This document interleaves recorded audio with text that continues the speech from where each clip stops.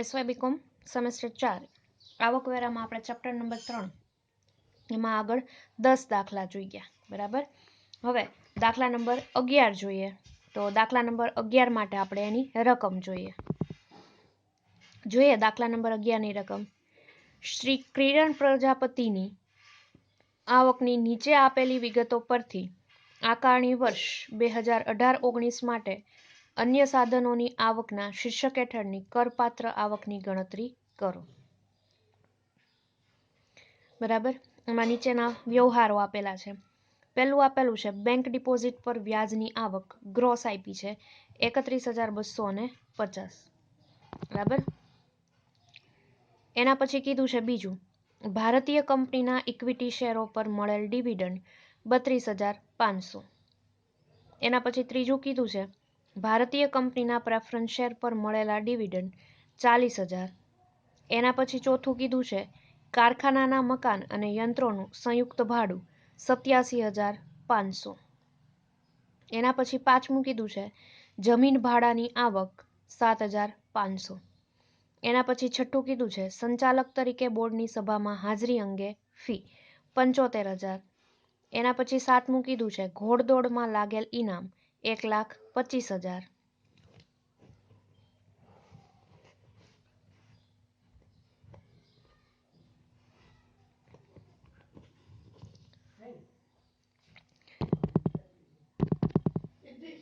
એના પછી આઠમું આપ્યું છે પેટા ભાડે આપવાથી મળેલ આવક. બરાબર. એના પછી પેટા ભાડે આપવાથી મળેલ આવક 18,000. એના પછી નવમું ખુલાસા વગરના સાધનોમાંથી મળેલ આવક 1,25,000. એના પછી આપણને નવમો વ્યવહાર કહે છે ખુલાસા વગરના સાધનોમાંથી મળેલ આવક 1,25,000. એના પછી ક્ષ લિમિટેડના 10%ના ₹2,25,000 કરમુક્ત નોંધાયેલા ડિબેન્ચર પર મળેલ વ્યાજ ટીડીએસનો દર 10% 22,500. બરાબર. ક્ષ લિમિટેડના 10%ના ₹2,25,000 કરમુક્ત નોંધાયેલા ડિબેન્ચર પર મળેલ વ્યાજ ટીડીએસનો દર આપણને 10% આપે છે 22,500. એના પછી આપે છે 11મું 6.5%ના કેપિટલ ઇન્વેસ્ટમેન્ટ બોન્ડ ઉપર વ્યાજ 17,500.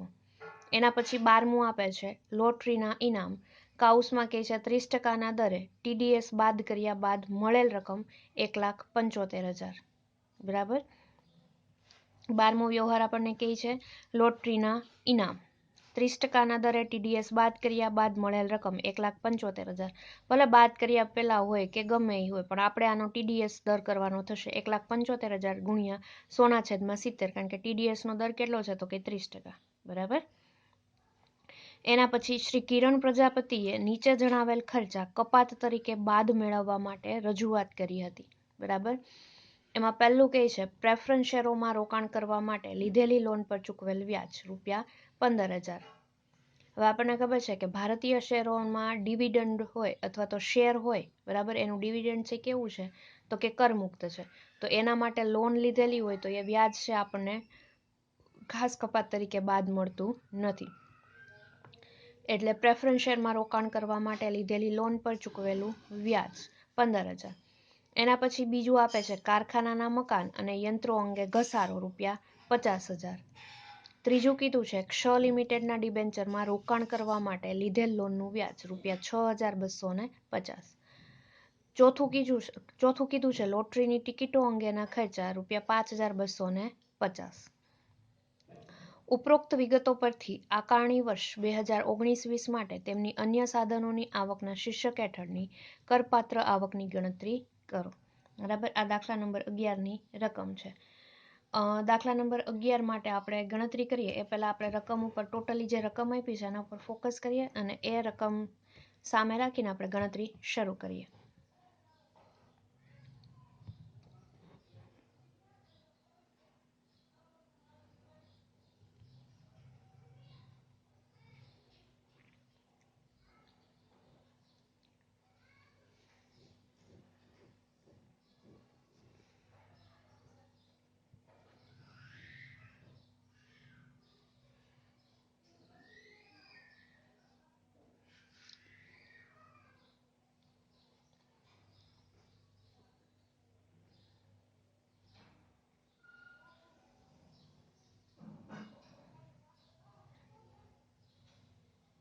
બરાબર.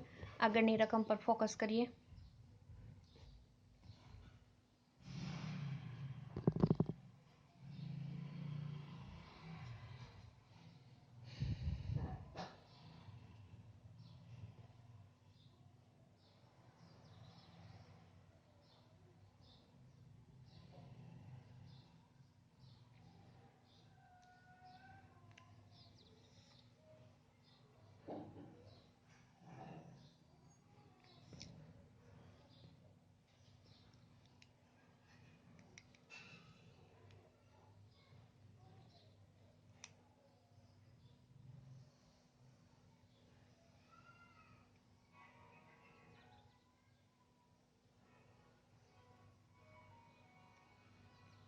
બરાબર.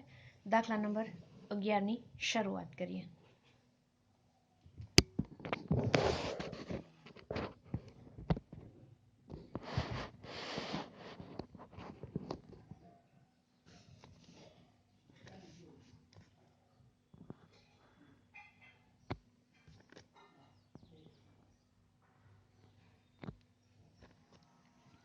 આપીએ દાખલાનું હેડિંગ. શ્રી કિરણ પ્રજાપતિની આકારણી વર્ષ 2019-20 માટે અન્ય સાધનોની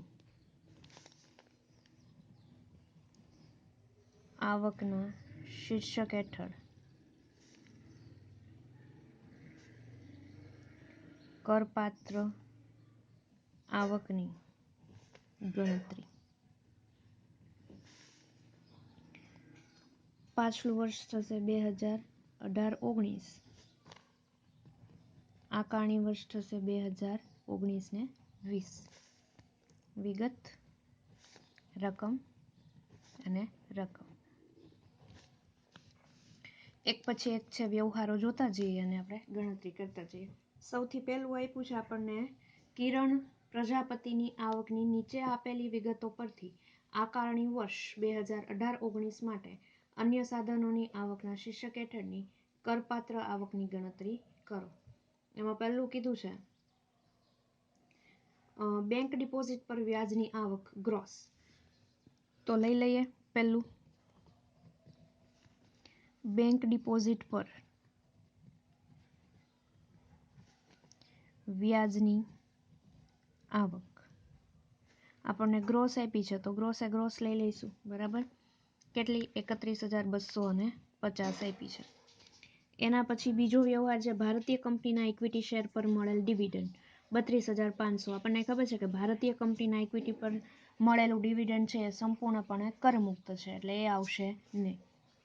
એના પછીનો આપણો ત્રીજો વ્યવહાર આપે છે ભારતીય કંપનીના પ્રેફરન્સ શેર પર મળેલ ડિવિડન્ડ 40,000. તો ભારતીય કંપનીના શેર ઉપર મળેલું ડિવિડન્ડ કેવું છે? કરમુક્ત એટલે એ પણ આવશે નહીં. એના પછીનો ચોથો વ્યવહાર આપણને આપે છે કારખાનાના મકાન અને યંત્રોનું સંયુક્ત ભાડું 87,500. તો એ આવશે. કારખાનાના મકાન અને યંત્રોનું સંયુક્ત ભાડું કેટલું આપે છે? તો કે 87,500. એના પછીનો વ્યવહાર જમીન ભાડાની આવક.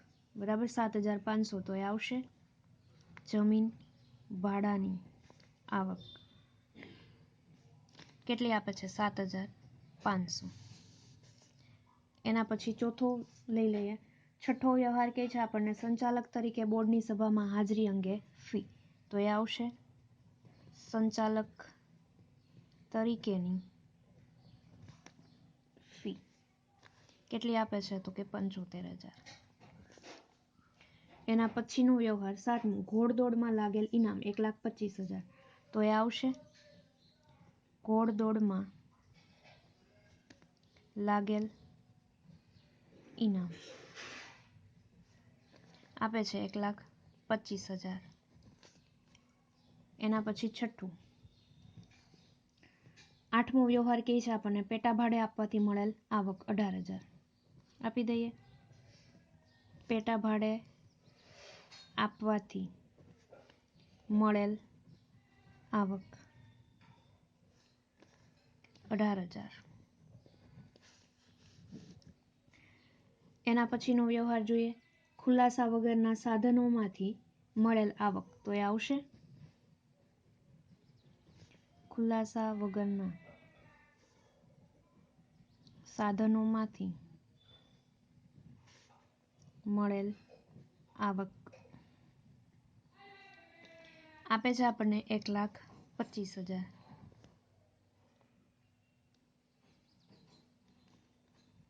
એના પછી આપણને કીધું છે ક્ષ લિમિટેડના 10%ના ₹2,25,000ના કરમુક્ત નોંધાયેલા ડિબેન્ચર પર મળેલ વ્યાજ TDSનો દર આપે છે આપણને 10%. બરાબર. તો સૌથી પહેલા લઈ લઈએ ક્ષ લિમિટેડના 10%ના કરમુક્ત નોંધાયેલા ડિબેન્ચર પર મળેલ વ્યાજ. બરાબર.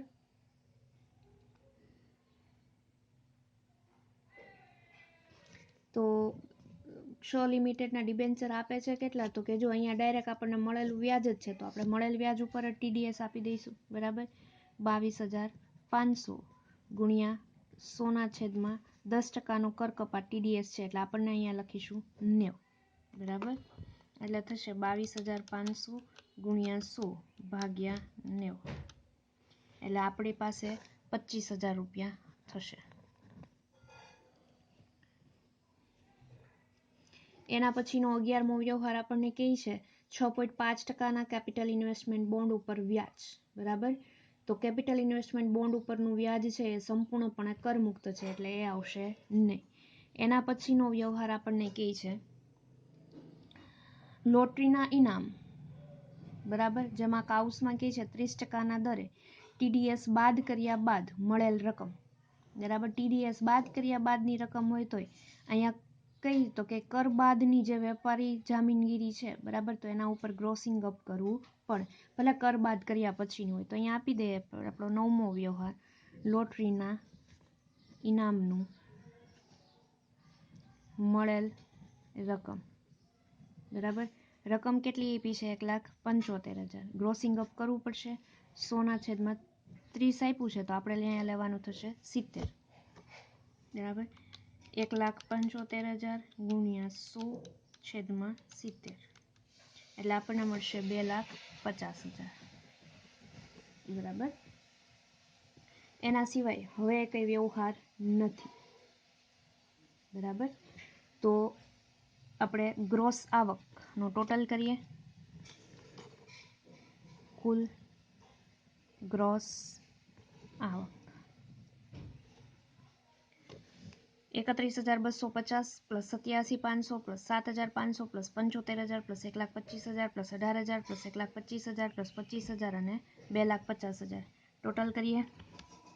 31,250 plus 87,500 plus 7,500 plus 75,000 plus 1,25,000 plus 18,000 plus 1,25,000 plus 25,000 plus 2,50,000 એટલે આપણને મળશે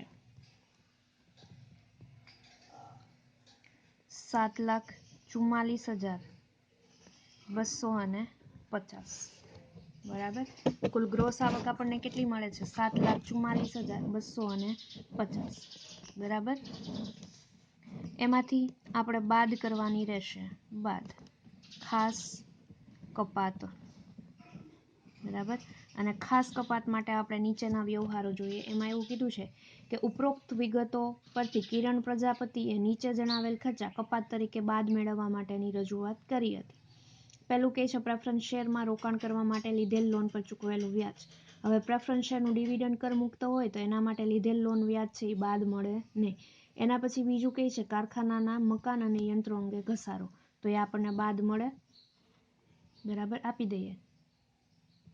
ઘસારો કોના માટે છે? તો કે કારખાના અને યંત્રો અંગે અંદરની કોલમમાં રાખીશું, બરાબર. એ 50,000 છે. એના પછી બીજું કે છે ક્ષ લિમિટેડના ડિબેન્ચરમાં રોકાણ કરવા માટે લીધેલ લોનનું વ્યાજ. તો આવશે ક્ષ લિમિટેડના ડિબેન્ચરમાં રોકાણ કરવા લીધેલ લોનનું વ્યાજ કેટલું લેશે? તો કે 6,250, બરાબર. એના પછી ચોથું કીધું છે કે લોટરીની ટિકિટો અંગેના ખર્ચા. લોટરીની ટિકિટો અંગેના ખર્ચા છે 5,250, બરાબર. લોટરીની જે કાંઈ રકમ છે એ સંપૂર્ણપણે કરપાત્ર છે, બરાબર. તો એને અંગેના જે કંઈ ખર્ચા છે એ કપાત તરીકે બાદ મળે નહીં. તો આ બંનેની કપાતનું આપણે ટોટલ લઈ લઈએ, 50,000 પ્લસ 6,250 એટલે આપણને મળશે 56,250, બરાબર. 7,74,250 માઇનસ 56,250 એટલે આપણને મળશે 6,88,000, બરાબર. આ થઈ ગઈ અન્ય સાધનોની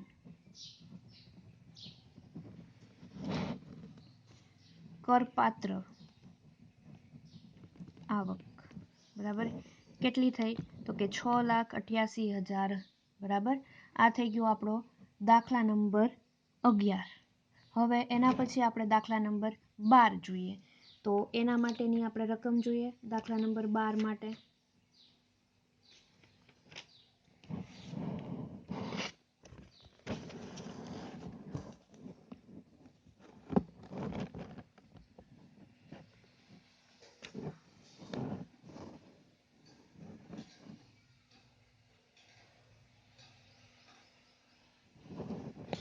જોઈએ. દાખલા નંબર 12ની રકમ, બરાબર. આપણને કહે છે તારીખ 31/3/2019ના રોજ પૂરા થતા વર્ષ માટે પંકજની આવકની નીચે આપેલી વિગત પરથી અન્ય સાધનોની આવકના શીર્ષક હેઠળની કરપાત્ર આવકની ગણતરી કરો, બરાબર. એમાં પહેલું કહે છે કંપનીના ડાયરેક્ટર તરીકે મળેલી ફી ₹10,000.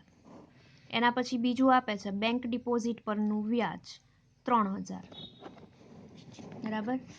એના પછી આપણને આપે છે ત્રીજું ખુલાસા વગરના સ્ત્રોતમાંથી થયેલ આવક 12,000. એના પછી આપણને કહે છે ચોથું લોટરીની આવક કાઉસમાં કહે છે 30% લેખે ટેક્સ કપાયા પછીની 33,500, બરાબર. તો આપણે 30% લેખે ભલે ટેક્સ કપાયો હોય પણ આપણે મૂળમાંથી કર કપાત એટલે TDS તો આપણે આપવાનું જ, ગ્રોસિંગ અપ તો કરવાનું જ થાય. લોટરીની આવક 30% લેખે ટેક્સ કપાયા પછીની 33,500.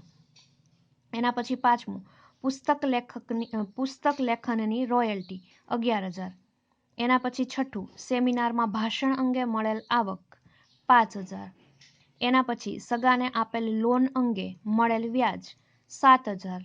એના પછી આઠમું કંપનીના ડિબેન્ચર્સ કાઉસમાં શેર બજારમાં નોંધાયેલા અંગે 10% લેખે ટેક્સ બાદ કર્યા પછી મળેલ વ્યાજ 3,588. એના પછી આપે છે નવમું પોસ્ટ ઓફિસ બચત ખાતાનું વ્યાજ 2,500. આપણને ખબર છે કે પોસ્ટ ઓફિસ બચત ખાતાનું વ્યાજ છે સંપૂર્ણપણે કરમુક્ત છે એટલે એ આવશે નહીં.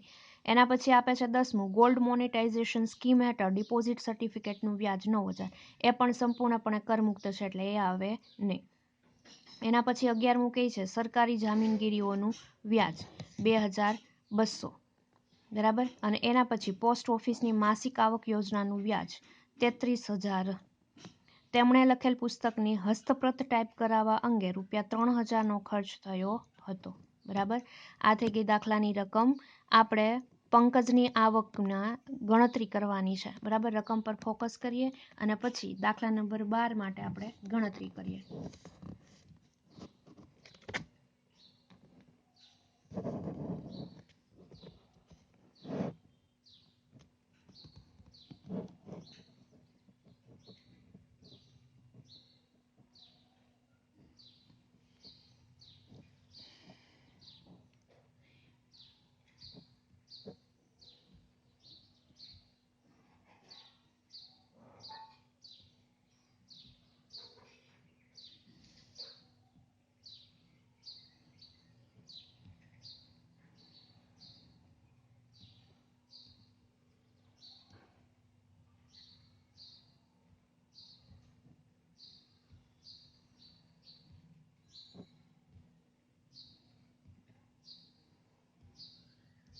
બરાબર, આ થઈ ગઈ દાખલાની રકમ. હવે આપણે દાખલાની શરૂઆત કરીએ. હેડિંગ આપીએ દાખલા નંબર 12. દાખલા નંબર 12 માટે હેડિંગ આપીએ શ્રી પંકજની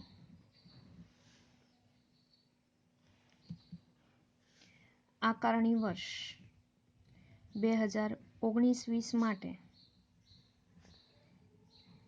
અન્ય સાધનોના શીર્ષક હેઠળ કરપાત્ર આવકની ગણતરી. ડાબી બાજુ પાછલું વર્ષ આપી દઈશું, 2018-19 થશે. જમણી બાજુ આકારણી વર્ષ આપી દઈએ, 2019-20 થશે. બરાબર, વિગત, રકમ અને રકમ. એક પછી એક બધા વ્યવહારો જતા જઈએ. બરાબર, એમાં પહેલા આપે છે આપણને કંપનીના ડાયરેક્ટર તરીકે ફી. સૌથી પહેલા તો આપણને એવું કહે છે કે તારીખ 31/3/2019 રોજ પૂરા થતા વર્ષ માટે પંકજની આવકની નીચે આપેલી વિગત પરથી અન્ય સાધનોની આવકના શીર્ષક હેઠળની કરપાત્ર આવકની ગણતરી કરો. પહેલો વ્યવહાર આપે છે આપણને કંપનીના ડાયરેક્ટર તરીકે મળેલી ફી 10,000. તો એ આવશે ડાયરેક્ટર તરીકેની ફી. સંપૂર્ણપણે શું થશે તો કે કરપાત્ર, એટલે 10,000 રૂપિયા આવી જશે.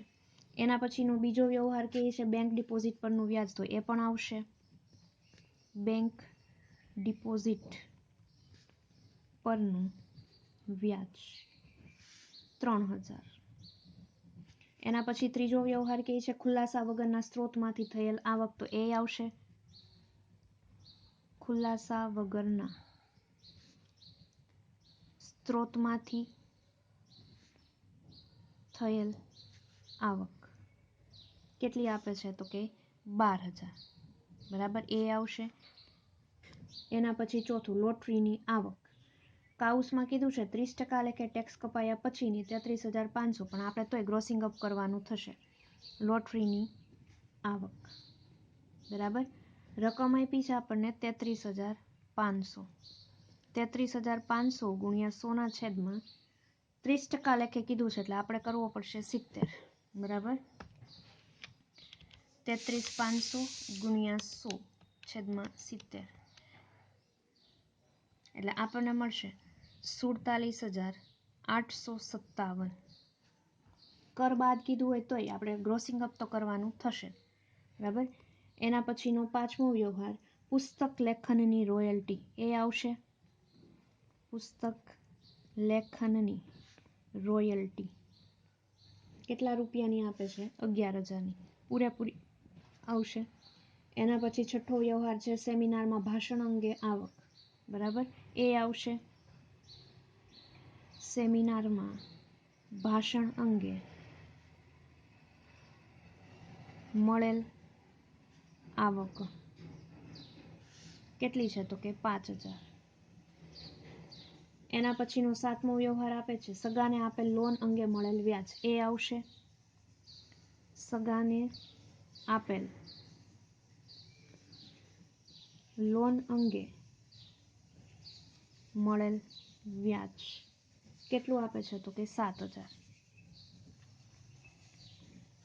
એના પછી આઠમો વ્યવહાર કે છે કંપનીના ડિબેન્ચર્સ શેર બજારમાં નોંધાયેલ અંગે 10% લેખે ટેક્સ બાદ કર્યા પછી મળેલ વ્યાજ. બરાબર, તો એ આવશે કંપનીના ડિબેન્ચર્સ બરાબર અંગે મળેલું વ્યાજ. ગ્રોસિંગ અપ કરવું પડશે. આપણને ડાયરેક્ટ વ્યાજ આપ્યું છે 3,588. બરાબર, ટેક્સ બાદ કર્યા પછીનું છે તો આપણે ટેક્સ બાદ તો આપવો જ પડશે. 10% લેખે ટેક્સ બાદ, તો આપણે આપીશું 90. 3,588 ગુણ્યા 100/90 એટલે આપણને મળશે 3,987. બરાબર, એના પછી નવમો વ્યવહાર છે પોસ્ટ ઓફિસ બચત ખાતાનું વ્યાજ જે કરમુક્ત છે. એના પછી 10મો વ્યવહાર છે ગોલ્ડ મોનિટાઇઝેશન સ્કીમ હેઠળ ફિક્સ્ડ ડિપોઝિટનું વ્યાજ, ડિપોઝિટ સર્ટિફિકેટનું વ્યાજ. એ પણ કરમુક્ત છે, એ આવશે નહીં. એના પછી 11મો વ્યવહાર છે સરકારી જામીનગીરીઓનું વ્યાજ, તો એ આવશે સરકારી જામીનગીરીઓનું વ્યાજ. કેટલું આપે છે વ્યાજ? તો કે 2200. બરાબર. એના પછીનો 12મો વ્યવહાર આપે છે પોસ્ટ ઓફિસની માસિક આવક યોજનાનું વ્યાજ, તો એ આવશે પોસ્ટ ઓફિસની માસિક આવક યોજનાનું વ્યાજ કેટલું છે? તો કે 33000. બરાબર. બધે બધું આવી જશે. એના પછી હવે કાંઈ વ્યવહારો નથી, તો આપણે કુલ ગ્રોસ આવકનો ટોટલ કરીએ. બરાબર. જેમાં થશે 10,000, 3,000, 12,000, 47,857, 11,000, 5,000, 7,000, 3,987, 2,200 અને 33,000. બરાબર. ટોટલ આપી દઈએ. કુલ ગ્રોસ આવક 10,000 plus 3,000 plus 12,000 plus 47,857 plus 11,000 plus 5,000 plus 7,000 plus 3,987 plus 2,200 અને પ્લસ 33,000. એટલે આપણને મળશે 1,35,044 કુલ ગ્રોસ આવક. બરાબર. અને એમાંથી બાદ ખાસ કપાત, અને ખાસ કપાતમાં આપણને મળશે એક ટાઈપ કરાવવા અંગેનો ખર્ચ.